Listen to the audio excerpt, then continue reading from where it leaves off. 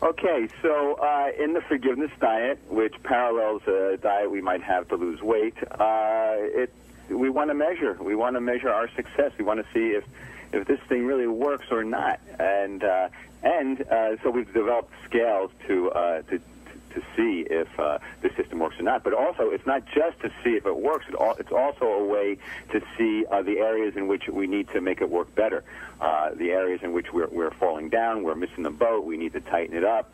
But most of all, it's a way to see that this system works. So I've developed three scales, basically. The first scale is the rating of your self-sabotaging behaviors. The whole point of the forgiveness diet and Forgive to Win is to eliminate self-sabotaging behaviors. So the first thing we want to do is first make a huge list of all the self-sabotaging behaviors that we can think of that get in the way of our success. So the self-sabotaging behavior scale is a list of all the different things we do that consciously or unconsciously, and the more you work the forgiveness diet, the more you see, it brings to consciousness the different things you are doing that you may have taken for granted as being harmless.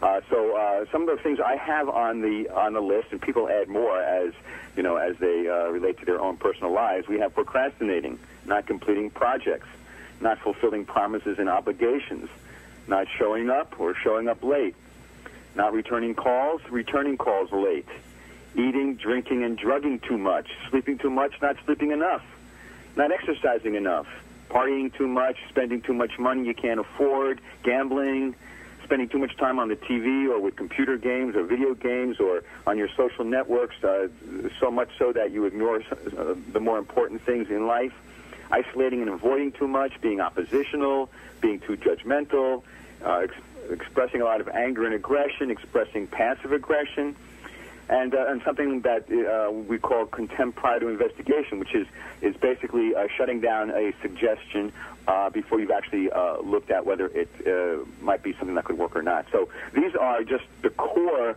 self-sabotaging behaviors that we've identified. And so you make a list of all of these things, and then at the beginning of the forgiveness diet, what you do with this particular thing is you, from 0 to 10, you rate, well, how am I on these different areas of returning phone calls or procrastinating on projects or spending too much time watching TV, and you rate all these things at the beginning of the forgiveness diet, and you rate them each month, and you're able to see the ways in which you are stopping and diminishing the self-sabotaging behaviors.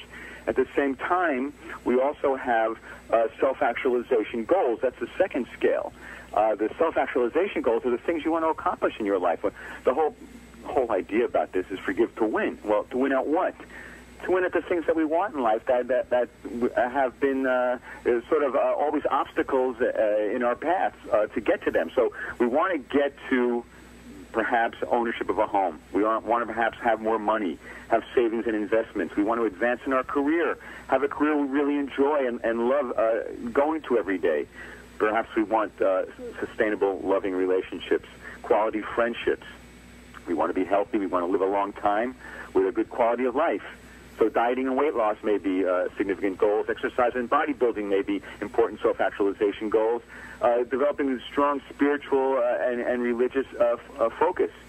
Personal power, self-confidence, happiness, and inner peace. These are the self-actualization goals people might have. And what we want to do is, over time, also rate those 1 to 10 and see the progress we're making towards these goals over time. At the very beginning of the forgiveness diet, every month, and we'll be able to see if we're making any progress, if the forgiveness diet is working or not.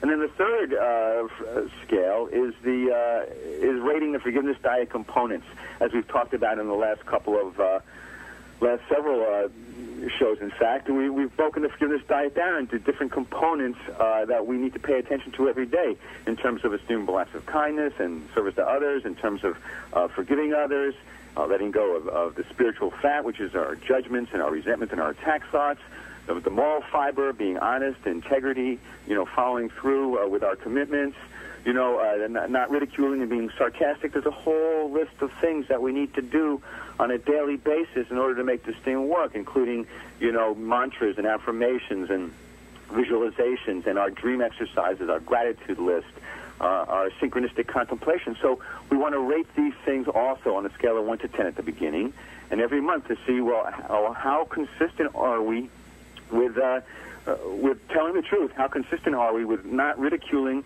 people and being sarcastic? How consistent are we with being of service to others? And so we'll be able to see over time, what areas we're paying attention to and what areas we need to pay greater attention to.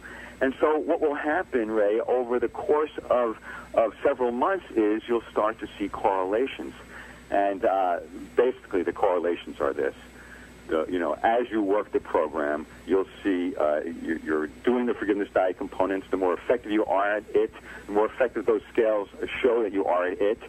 Your self-sabotaging behaviors are going to go down as you rate them each month, and your self-actualization goals will increase each month. So these are ways to measure your success and also ways to find those areas in which you're getting in the way of your success so you can improve on them.